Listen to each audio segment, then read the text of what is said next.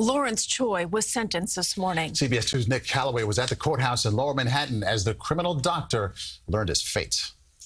Dr. Lawrence Choy was indicted in June on hundreds of charges, including manslaughter, and will now serve years in prison. In sentencing today, the longtime physician got 7 years behind bars. One doctor with this kind of practice can harm a great number of people. New York City Special Narcotics Prosecutor Bridget Brennan said Choy prescribed a staggering amount of dangerous narcotics from this clinic in Flushing, Queens, in many cases offering patients a deadly cocktail of anti-anxiety pills, muscle relaxers, and opioids. Because of this dangerous combination of drugs, their dependence, their addiction quickly accelerated.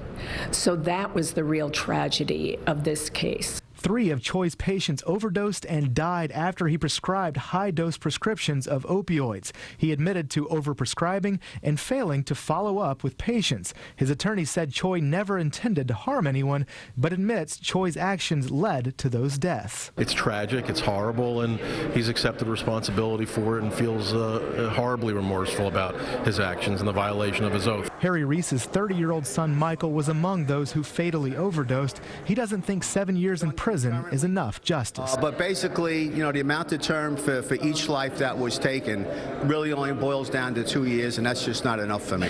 Dr. Choy is now 67 years old. His attorney says Choy could serve less than 6 years in prison.